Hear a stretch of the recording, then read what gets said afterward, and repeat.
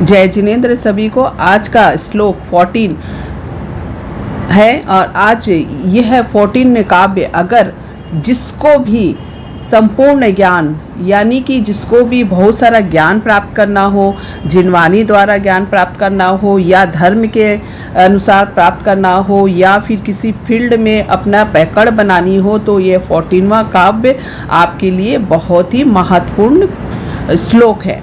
इसे पढ़ना है और इसके मंत्र जाप सभी को पता है करने होते हैं। तो चलिए शुरू करते हैं आज का क्लासेस। इस शिविर में सबको बहुत ही अच्छे से जानकारी मिल रही होगी। अगर किसी को भी प्रॉब्लम है तो वो व्हाट्सएप या मैसेज द्वारा जानकारी प्राप्त कर सकता है।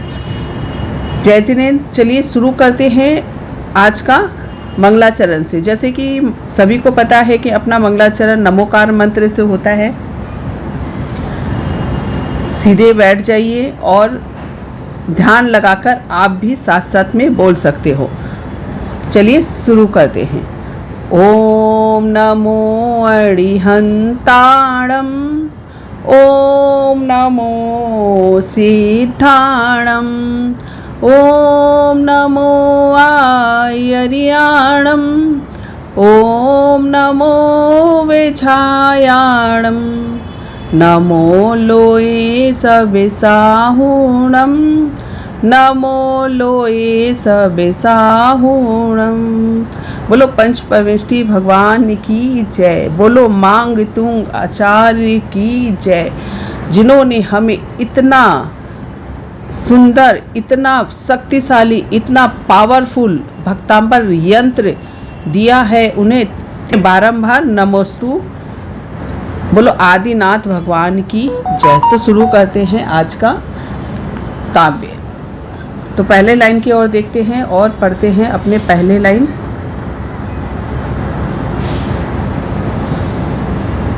संपूर्ण मंडल शशांक कला कलाप, संपूर्ण मंडल शशांक कला कलापा।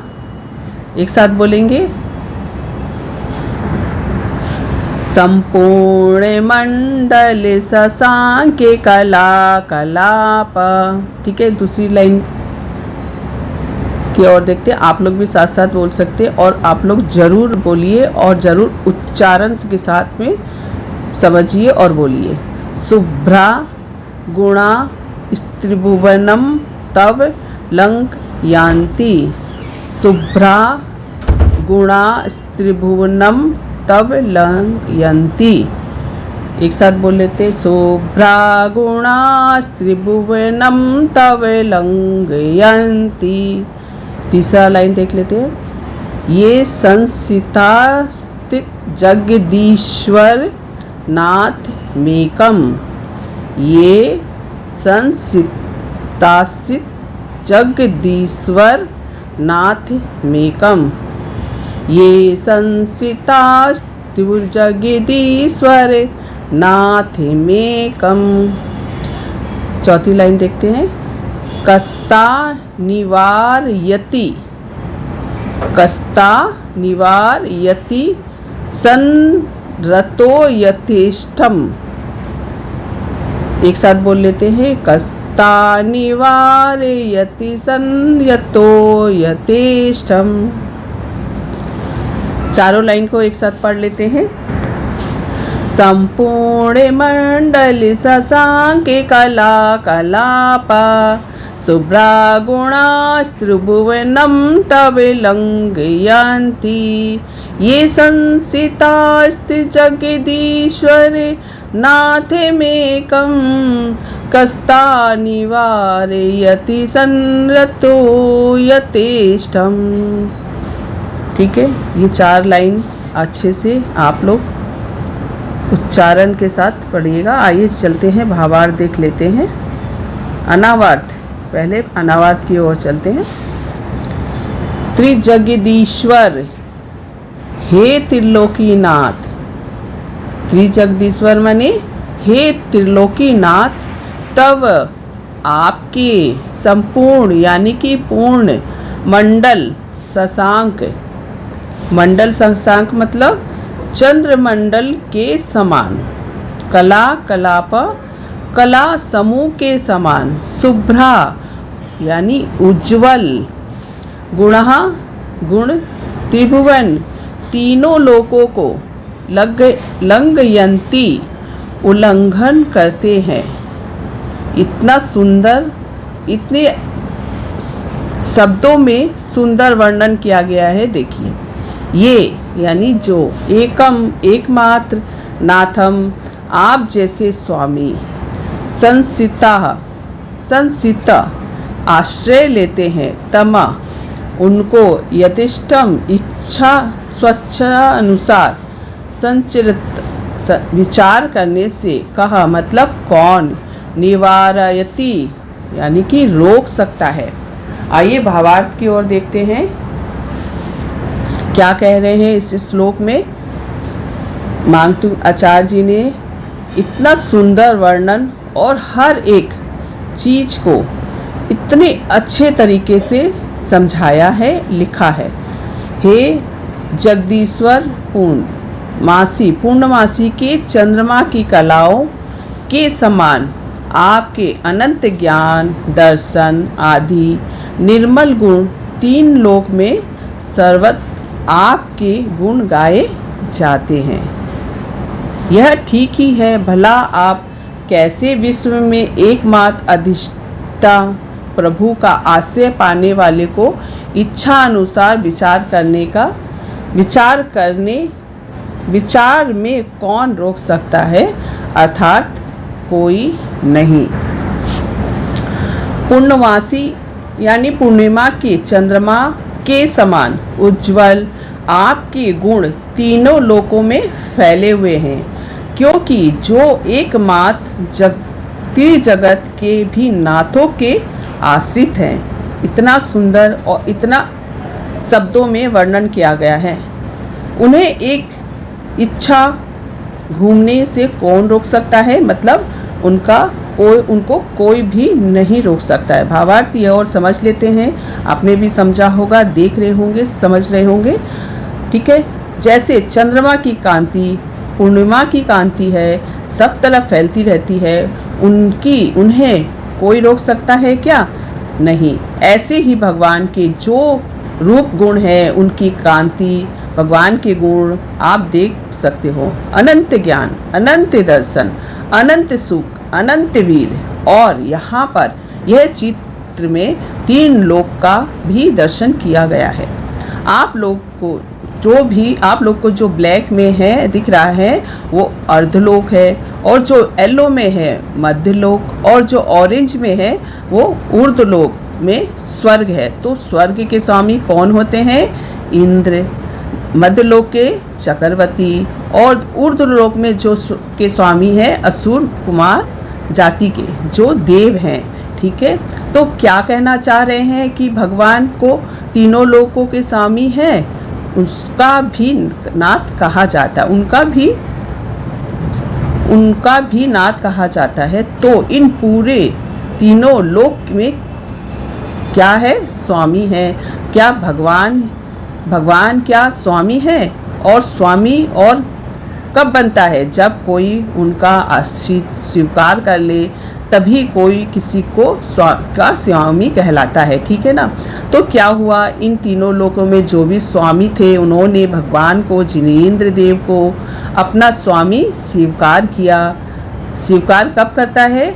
जब कोई उनके गुणों को जान लेता है और अपने से अच्छा श्रेष्ठ उसे मानता है, तब जाकर किसी को अपना स्वामी स्वीकार कर लिया जाता है। इसका मतलब क्या है कि भगवान के गुण तीनों लोकों में फैले हैं, तभी तो सब उन्हें जानते हैं, उनके गुणों को, उनके वो और क्या बात कर रहे हैं।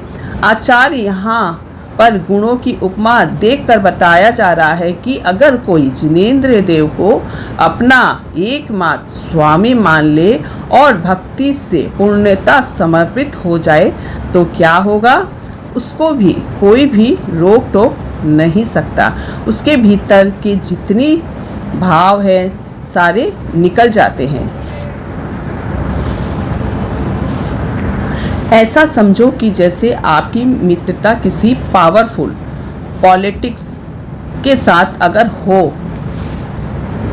कनेक्शन हो, तो फिर आने जाने में कहीं पर भी आपको किसी प्रकार का कोई डर नहीं लगता, क्योंकि आपके अंदर में बहुत पावरफुल फील होता है कि हमारी तो दोस्ती एक जान पहचान से है जो पॉलिटिशियन, अच्छे पॉलिटिशियन के साथ है। कहते हैं ना कि हमारी सरकार केंद्र के साथ है, तो हमारी सरकार केंद्र के साथ है, वैसे ही आचार्य यहाँ पर कह रहे हैं कि आपका आश्रय पाने के बाद आशा मतलब आपकी कृपा दृष्टि यहाँ कैसे पड़ती है। कृपा दृष्टि जब कोई उन्हें अपना स्वामी स्वीकार कर ले, पूरी तरह से उनके लिए समर्पित हो जाए, तो आपका आश्रय पाने के बाद अब किसी तरह का कोई भी भय नहीं रहता। भय कहीं भी आने जाने का नहीं रहता, किसी भी तरह की आपदा हो उससे भी कोई डर नहीं लगता है। तो अगर आपको किसी भी प्रकार का भय लग रहा हो तो मल्टीप्लस आप इस श्लोक का 27 बार, 54 बार, 108 बार श्लोक पढ़े, तो आपके अंदर में भी बहुत निर्मलता, बहुत पावरफुल का एहसास होगा। तो आपने जाना कि आपको 14 काव्य से क्या क्या मिल रहे हैं और क्या क्या लाभ हैं, तो इसका लाभ उठाइए। ठीक है, तो फिर अब चलिए रिद्धि सिद्धि मंत्र की ओर चलते हैं। ओम रीम अरहम रमो बियुल महीण झोम झोम नमः स्वाहा। एक बार और देख लेते हैं। ओम रीम अरहम रमो बियुल महीणम झोम झोम स्वाहा। ये सब और चीज़ के लिए, क्या क्या बीमारी के लिए काम आता है कि आप ये 14वां या 14 काव्य आप पढ़ें, और आपकी बीमारी जैसे कि वायु रोग, सर्वाइकल, जोड़ों का दर्द, अगर ये सब आपके हो रहा है तो आप ये मंत्र का पाठ पठन करके इसका लाभ ले सकते हैं। पैरों की नाभि की सारी समस्याएं इससे दूर होती हैं। आपके अगर जोड़ों में दर्द है, साइटिका का दर्द है, घुटने का दर्द है, नसों में दर्द के साथ साथ इसे लम बीजाक्षर का जाप करते हैं, लाल ऊर्जा को महसूस करेंगे तो सोने पे और भी सुहागा काम करता है ये 14 बार। ठीक है, इसकी विधि क्या है? उत्तम विधि हेतु अगर आपको इसका फल प्राप्त करना है, इसके और पावरफुल बनाना है, तो इसका मंत्र जाप करना है। कैसे? पूर्व दिशा में मुख करके पीले आसन में पीली माला, पीले वस्त्र का प्रयोग करें। 9 बार श्लोक व 108 बार रिद्धि व मंत्र का जाप करें। जो भी आदि व्याधि आपकी ऊपरी बाधा हो उसे भी ये दूर करती है। ठीक है, तो ये आज का 14वां काव्य का फ़ायदे हैं, और तंत्र मंत्र जो भी होता है इसके द्वारा भी दूर हो जाता है। तो चलिए आज का क्लास यहीं पर समाप्त करते हैं, यहाँ पर विराम देते हैं। और आप इसकी फ्रीक्वेंसी, उन्हें मेरा प्रणाम, जिनवानी के प्राण के ज्ञान के लिए आगम मुनि को मेरा बारंबार प्रणाम हो।